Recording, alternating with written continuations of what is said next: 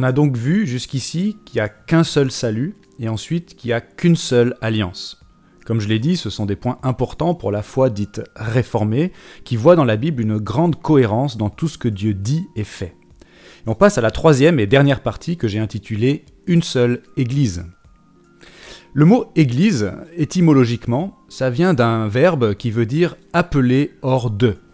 Donc l'idée, c'est celle d'un ensemble de personnes qui ont été appelées d'un endroit ou de plusieurs endroits pour être rassemblées à part. Et quand on lit la Bible, on voit que cette description de l'Église, ça s'applique aussi bien à la communauté des chrétiens dans le Nouveau Testament qu'à la communauté des Israélites dans l'Ancien Testament. Tous ont été, dans un sens, appelés pour être rassemblés à part. Alors le terme « Église » est employé explicitement pour désigner la communauté des chrétiens dans le Nouveau Testament, alors je ne vais pas m'y étendre ici parce que ça semble évident. Ce que je veux surtout souligner, c'est le fait que les caractéristiques essentielles de l'Église chrétienne dans le Nouveau Testament et du peuple d'Israël dans l'Ancien Testament sont les mêmes, ce qui montre qu'il y a une continuité entre les deux. Cette continuité, elle est organique, comme on va le voir. Pour le dire simplement, il y a toujours eu un seul et unique peuple de l'Éternel. On l'appelait ordinairement le peuple d'Israël avant l'époque de Jésus, et on l'appelle ordinairement l'Église chrétienne depuis l'époque de Jésus. Mais en fait, c'est le même peuple. Si on réfléchit un moment à la grande histoire de la relation entre Dieu et les humains, on voit que dans le projet de Dieu qui vise à sauver des humains et à réparer le monde, Dieu commence par appeler des individus, comme Noé, Abraham, Jacob, et il établit une relation avec eux et avec leur descendance. Et il leur fait des promesses qui concernent à la fois leur famille, mais aussi le monde entier. Petit à petit, cette postérité augmente jusqu'à atteindre la taille d'un peuple. Et ce peuple aussi est non seulement héritier des promesses qui ont déjà été faites à leurs ancêtres, mais ce peuple est aussi lui-même appelé explicitement par Dieu à lui appartenir pour le servir et pour le faire connaître au reste du monde. Des gens de toutes les nations peuvent déjà rejoindre ce peuple en se convertissant à l'Éternel, le Dieu d'Israël, et ils sont alors appelés peuple de Dieu, royaume de sacrificateurs, nation sainte. Et Dieu promet aussi que le sauveur du monde va être issu de ce peuple et qui va être donné comme roi à ce peuple pour toujours. Ce roi, c'est Jésus, le Messie, qui va naître effectivement en Israël, qui va accomplir la purification des péchés et qui va s'asseoir comme promis sur son trône, un trône céleste pour régner pour toujours sur son peuple. Depuis son trône dans le ciel, il appelle à lui tous les enfants de Dieu en envoyant les sujets de son royaume en mission pour le faire connaître dans le monde entier.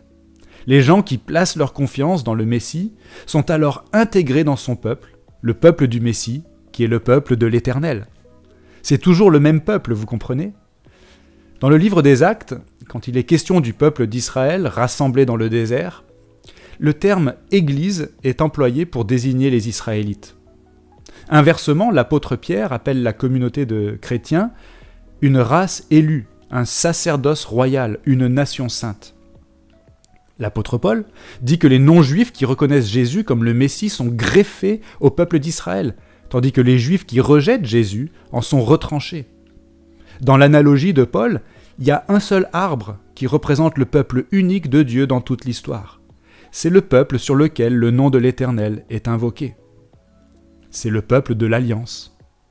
Mais comme on a dit qu'il y avait une distinction à faire entre l'adhésion purement formelle à l'Alliance et la participation spirituelle à sa substance, de la même façon, il y a toujours eu une distinction à faire entre l'appartenance seulement visible et terrestre au peuple de Dieu et l'appartenance spirituelle et éternelle au peuple de Dieu. C'est-à-dire qu'on peut faire partie de l'Église en apparence seulement. On peut prendre part à la vie de l'Église ici-bas, venir au culte, être baptisé, prendre la Sainte Seine. On peut même être membre de l'Église et avoir des responsabilités dans l'Église. Et en même temps, c'est possible qu'on n'ait pas un cœur réellement attaché à Dieu. Le truc, c'est que personne à part Dieu ne peut réellement vérifier ou diagnostiquer l'état spirituel du cœur de quelqu'un d'autre. On peut éprouver notre propre cœur, mais on ne peut pas éprouver le cœur des autres. Ça veut dire qu'on n'a aucun moyen de s'assurer que l'Église ici-bas n'est constituée que de vrais croyants, c'est-à-dire des gens que Dieu a élus de toute éternité en Jésus-Christ pour qu'ils lui appartiennent. Cette communauté-là, qui ne sera révélée qu'à la fin du monde, on l'appelle généralement l'Église invisible, parce qu'elle n'est visible que de Dieu. L'Église telle que nous on la connaît aujourd'hui, on l'appelle par opposition l'Église visible. C'est la seule réalité qui nous soit tangible actuellement. Cette Église visible est constituée de toutes les personnes et de tous les foyers qui invoquent ensemble le nom du Messie Jésus-Christ. Dans cette Église, il y a des hommes et des femmes de tous âges, y compris de tout petits nourrissons, et même des enfants à naître. Il y a des gens de toutes origines, de toutes langues, de toutes les classes sociales et de tous les niveaux intellectuels. L'Église visible existe sous la forme de plusieurs églises particulières qu'on appelle aussi des églises locales. L'église Lyon-Gerland est une église particulière dans ce sens. Elle est un morceau de cette église visible qui existe dans le monde depuis des siècles et même des millénaires. Mais j'insiste sur ce point, toutes les personnes qui font partie d'une église particulière ou locale ne sont pas forcément des personnes qui sont sauvées dans l'éternité. Le critère pour faire partie d'une église locale n'est pas d'avoir un cœur régénéré, puisque personne à part Dieu ne peut vérifier cela chez quelqu'un d'autre. Le critère pour être considéré comme membre d'une église locale, et donc du peuple de l'Éternel dans l'histoire, ça doit forcément être un critère externe et visible, et non un critère spirituel et invisible. Ce critère, c'est tout simplement celui d'avoir manifestement part à la vie de l'Église, qui est appelée dans le Nouveau Testament la maisonnée de Dieu, ou la famille de Dieu. C'est pour cette raison qu'on peut dire que les enfants font partie de l'Église, puisqu'en ayant part à la vie de l'Église avec leurs parents, ils sont réputés chrétiens depuis leur plus jeune âge. Ils font partie du peuple sur lequel le nom de l'Éternel est invoqué, pour reprendre une expression biblique. Et dans l'Église, la promesse du salut leur est formellement présentée comme à tous les adultes, et il leur est formellement et perpétuellement rappelé, comme à tous les adultes, la nécessité de croire aux promesses de Dieu pour recevoir la substance du contrat d'alliance, c'est-à-dire la vie avec Dieu pour toujours, par sa grâce, en vertu du Messie, par le moyen de la foi. Ça a toujours été comme ça. Il n'y a toujours eu qu'un seul peuple de l'Éternel. Et ce peuple de l'Éternel n'a toujours eu qu'une seule grande mission, qui consiste à faire connaître l'Éternel au reste du monde. Dans le livre de la Genèse, on voit que le monde est maudit par Dieu, à la suite du péché d'Adam, notre ancêtre. Dieu dit à Adam, « Le sol sera maudit à cause de toi ». Plus tard, on voit que Dieu envoie le déluge pour châtier le monde à l'époque de Noé. Ensuite, on voit Dieu qui confond les langues et qui disperse les nations à l'occasion de la construction de la tour de Babel, ce qui est encore un jugement de Dieu. Ce sont des jugements qui concernent le monde entier, qui nous montrent que le monde entier est déchu, abîmé et maudit. Mais juste après, Dieu appelle Abraham et lui fait une promesse qui concerne aussi le monde entier. « Je bénirai ceux qui te béniront, je maudirai celui qui te maudira, toutes les familles de la terre seront bénies en toi. » Et Abraham, c'est le père de ce peuple de l'Éternel, ce peuple à part, qui est déjà appelé avec Abraham à être le vecteur de la bénédiction de Dieu au monde entier. Quelques générations plus tard, à l'époque de Moïse, le peuple issu d'Abraham, le peuple d'Israël, est appelé royaume de sacrificateurs, c'est-à-dire un royaume sacerdotal, un royaume qui a la fonction d'un prêtre, c'est-à-dire d'un médiateur. Ça peut sembler un peu compliqué, mais l'idée c'est tout simplement que le peuple de l'Éternel, c'est un peuple qui fait l'intermédiaire entre Dieu et le reste du monde. C'est un peuple que Dieu veut utiliser pour se faire connaître au reste du monde, pour présenter sa grâce au reste du monde, comme il le ferait au travers d'un prêtre. Dans la loi de Moïse, il est même dit explicitement que Dieu s'est révélé d'une manière spéciale à son peuple pour que les peuples alentours soient interpellés et attirés par la sagesse de Dieu. Les psaumes exhortent toutes les nations à se rallier au Dieu d'Israël. Le prophète Ésaïe dit que les nations sont appelées à marcher à la lumière d'Israël. Et le prophète Amos parle du projet de Dieu qui consiste à appeler à lui les nations, au pluriel, les nations sur lesquelles son nom a été invoqué. Ce ne sont que quelques exemples qui montrent qu'avant l'époque de Jésus, le peuple de Dieu avait déjà cette vocation à faire connaître Dieu au monde entier. Et bien sûr, dans le Nouveau Testament, tous ces motifs sont repris et appliqués à l'Église. L'apôtre Paul dit que la descendance promise d'abord à Adam et Ève, puis à Abraham, par laquelle la bénédiction serait présentée au monde entier, cette descendance, c'est Jésus-Christ. Et Jésus, en effet, après être mort et ressuscité pour le pardon des péchés de tous les croyants, a envoyé ses disciples en mission en leur disant « Allez, faites de toutes les nations des disciples ». C'est ce pourquoi existait le peuple d'Israël à l'origine. C'est ce pourquoi Abraham a été appelé. L'apôtre Pierre, quant à lui, dit que l'Église chrétienne est un sacerdoce royal, afin d'annoncer les vertus de celui qui vous a appelé des ténèbres à son admirable lumière. Pierre applique à l'Église chrétienne l'expression qui désignait le peuple d'Israël dans l'Ancien Testament. De la même façon, Paul et Barnabas, dans le livre des Actes, expliquent pourquoi ils annoncent la parole de Dieu aux non-juifs, c'est-à-dire aux autres nations qu'Israël, et ils le font en citant et en s'appropriant le langage du prophète Ésaïe, qui concernait d'abord le Messie d'Israël. « Car ainsi nous l'a prescrit le Seigneur, je t'ai établi pour être la lumière des nations, pour porter le salut jusqu'aux extrémités de la terre. » Bref, l'Église d'avant l'époque de Jésus et l'Église d'après l'époque de Jésus, cette Église unique n'a qu'une seule grande mission. Cette mission s'est traduite en pratique de manière différente selon l'époque de l'histoire et les consignes particulières que Dieu a pu donner dans ces différentes époques. Rappelons-nous que l'alliance unique, l'alliance de grâce, a eu des dispositions diverses au fil de l'histoire. Mais l'objectif visé a toujours été le même, faire connaître l'Éternel dans le monde entier, pour le bien du monde entier. Aujourd'hui, l'Église Lyon-Gerland existe aussi pour ça. Notre confession de foi dit que Jésus a donné à l'Église visible le ministère, les oracles et les ordonnances de Dieu pour le rassemblement et le perfectionnement des saints en cette vie et jusqu'à la fin du monde. Par sa présence et son esprit, selon sa promesse, il leur donne efficacité. L'Église existe pour le rassemblement et le perfectionnement des saints, c'est-à-dire qu'on est chargé de proclamer la bonne nouvelle de la venue de Jésus, le Messie, et de son œuvre au plus grand nombre, de façon à ce que tous les gens que Dieu veut sauver croient en Jésus, rejoignent le peuple de Dieu et soient édifiés dans la foi de manière à être redéployés en quelque sorte pour accomplir la mission que Dieu nous a confiée. Et pour ça, Jésus a équipé son Église avec des moyens efficaces pour accomplir cette mission. La constitution d'une grande union d'églises presbytériennes aux États-Unis a paraphrasé un peu la confession de foi en disant que ces moyens sont, je cite, « les offices, les oracles et les ordonnances », ce que j'apprécie bien parce que ça fait 3 O. Les offices, ce sont les 2 fonctions officielles que Jésus a établies pour son Église, l'office d'ancien, ce qui comprend la fonction particulière de pasteur notamment, et l'office de diacre. Les anciens sont chargés de la direction spirituelle de l'Église, de la prière, de l'enseignement, du culte, de la discipline. Les diacres sont les assistants des anciens dans tout le service matériel comme l'entraide ou encore la logistique.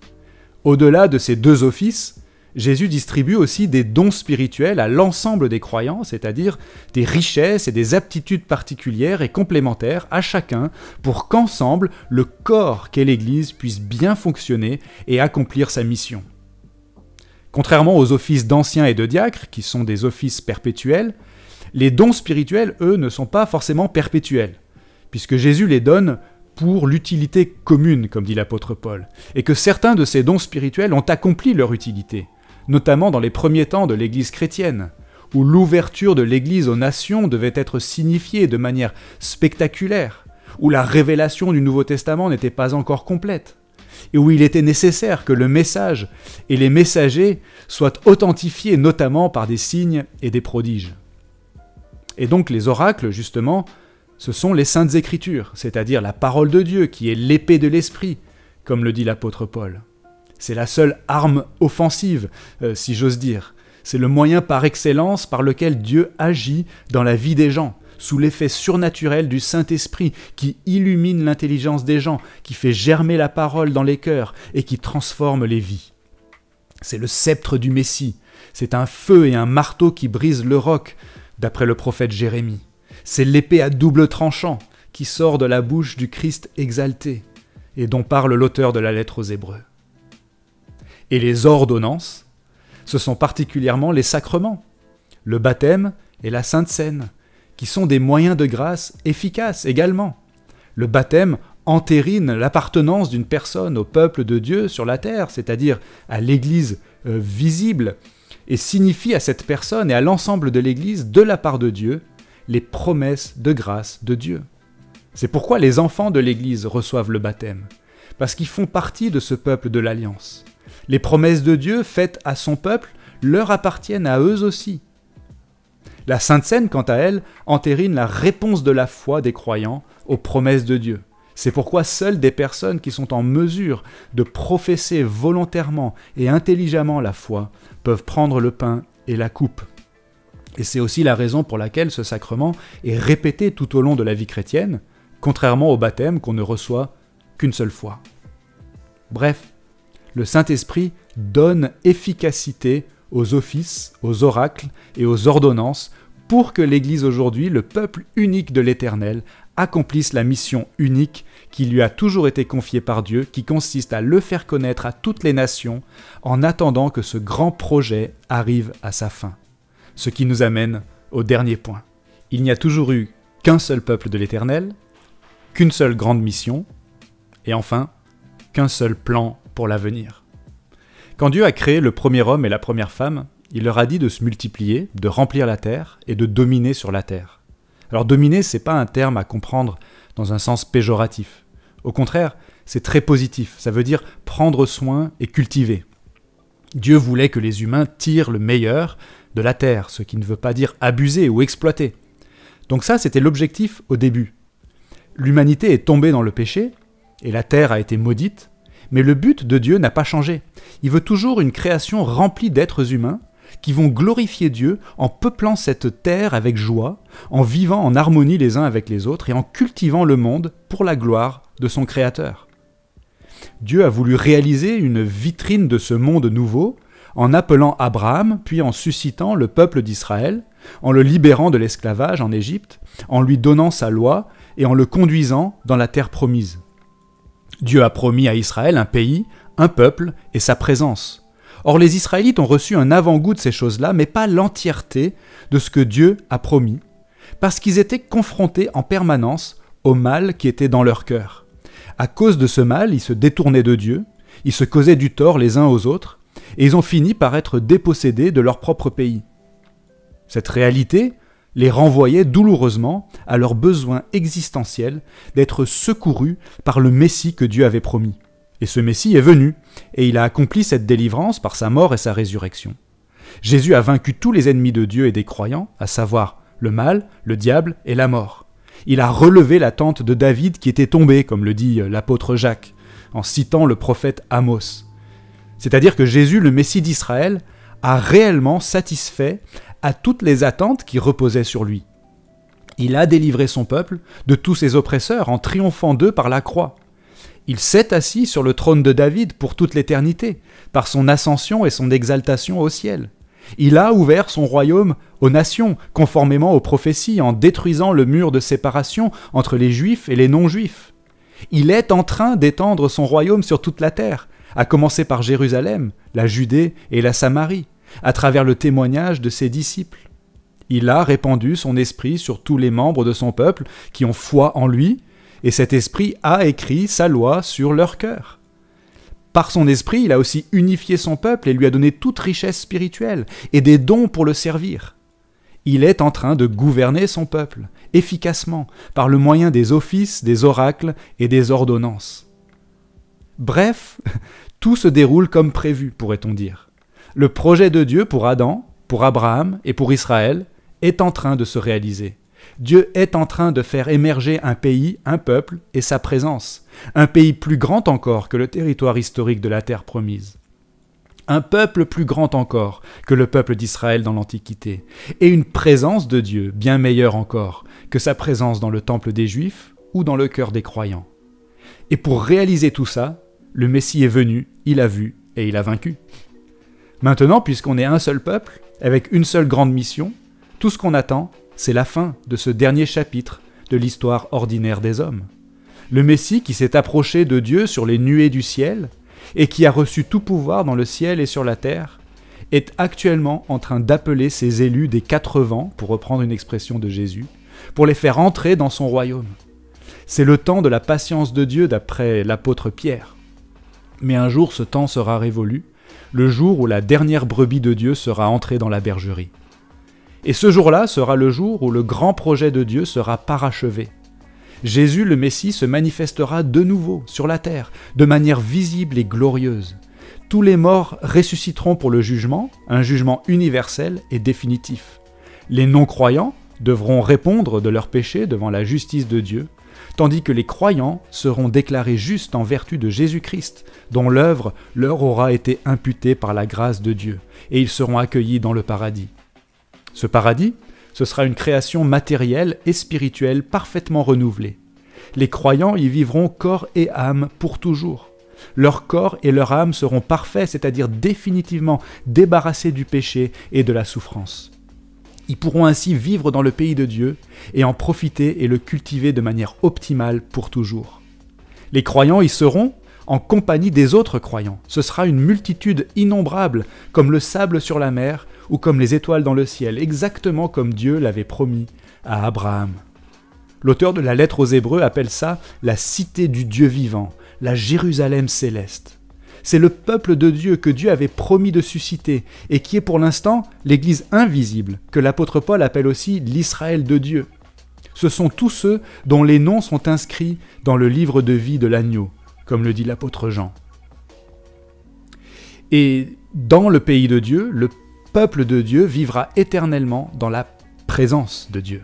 L'apôtre Jean dit « Je vis descendre du ciel d'auprès de Dieu la ville sainte, la nouvelle Jérusalem, prête comme une épouse qui s'est parée pour son époux.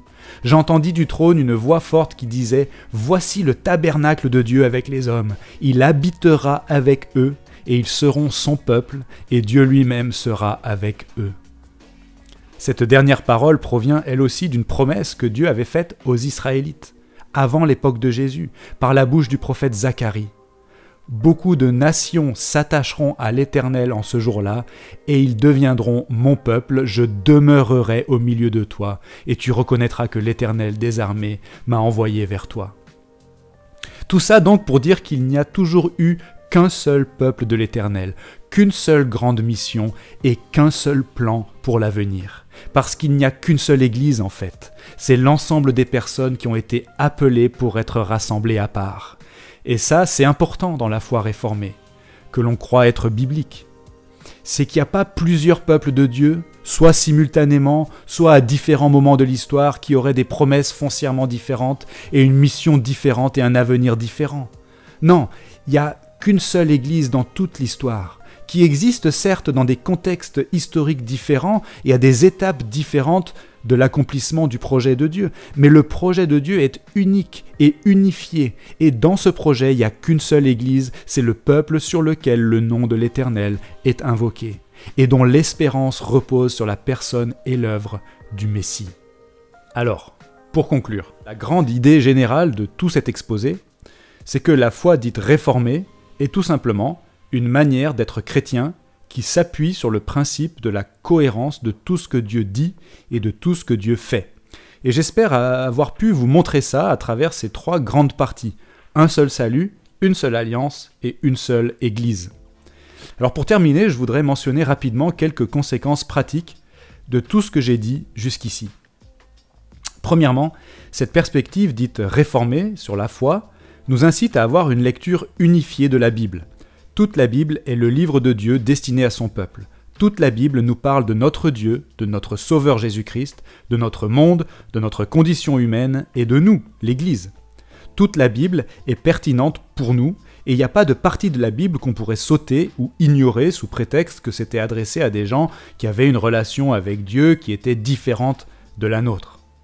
Non, foncièrement, on l'a dit, il n'y a qu'un seul projet de Dieu dans l'histoire, et qu'une seule façon d'être en relation avec Dieu, et qu'une seule espérance. La perspective réformée nous invite à lire tous ces textes en tâchant de reconnaître dans quelle étape de ce projet unique ils ont été donnés. Par exemple, est-ce que c'était avant ou après la venue du Messie? Ou encore, est-ce que ça raconte quelque chose qui s'est passé avant ou après le règne du roi David?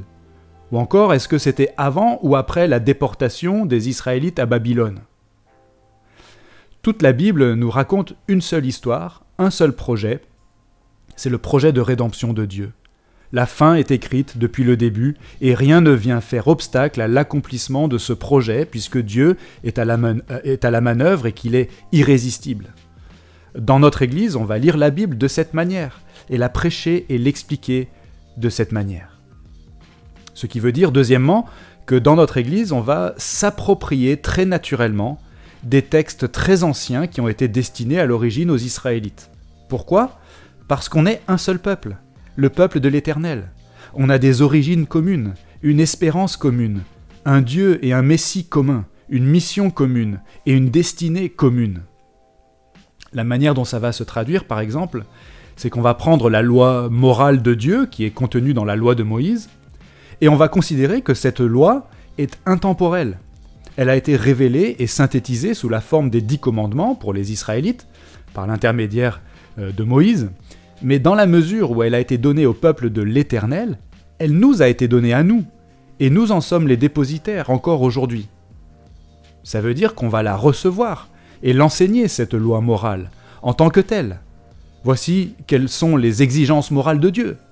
Mais on va aussi reconnaître qu'il y a diverses utilités à cette loi morale.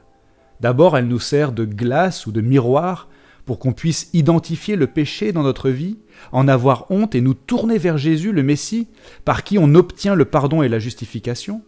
Ensuite, la loi morale nous sert de garde-fou par ses sentences et ses punitions, pour qu'on soit incité à restreindre l'influence du péché dans notre vie et dans notre société, une influence qui est néfaste et destructrice. Et enfin, la loi morale nous sert de guide pour nous montrer positivement, à nous les croyants, comment Dieu veut qu'on vive, et quelles sont les bonnes œuvres qu'il a préparées d'avance pour nous, pour que nous les pratiquions à sa gloire. Donc vous voyez, notre manière d'aborder ce genre de texte, c'est un exemple de cette deuxième application pratique où j'ai dit que dans la foi réformée, on s'approprie assez naturellement les textes destinés à l'origine aux Israélites.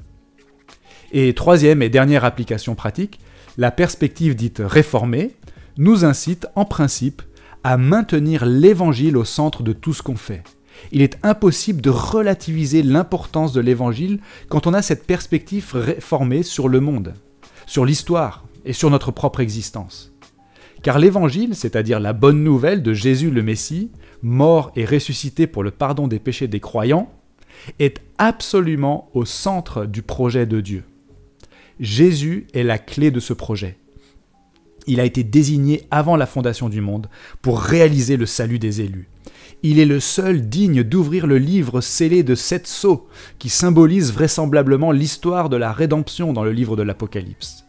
L'apôtre Jean écrit, concernant Jésus, l'agneau de Dieu, il écrit, et je cite, « Tu es digne de recevoir le livre et d'en ouvrir les sceaux, car tu as été immolé et tu as racheté pour Dieu par ton sang des hommes de toute tribu, de toute langue, de tout peuple et de toute nation. Tu as fait d'eux un royaume et des sacrificateurs pour notre Dieu, et ils régneront sur la terre. » Cette bonne nouvelle est au centre de tout ce qu'on fait parce qu'elle est à l'origine de notre réconciliation avec Dieu, à l'origine de notre existence en tant que peuple de Dieu.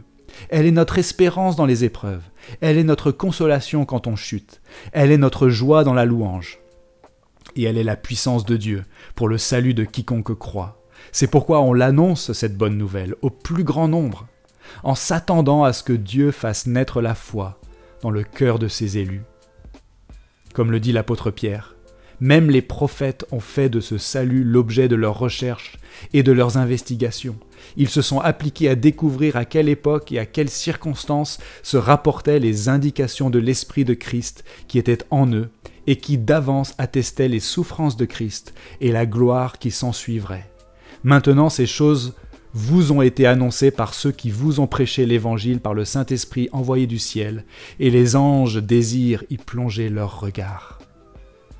Voilà donc le grand principe de la foi réformée que j'ai voulu vous expliquer dans cet exposé. un grand projet unifié et cohérent, entièrement suspendu au Dieu unique et vivant, de qui, par qui et pour qui tout existe. Tout commence avec Dieu, tout finit avec Dieu, tout est centré sur Dieu, tout est soumis à Dieu, et tout pointe vers Dieu.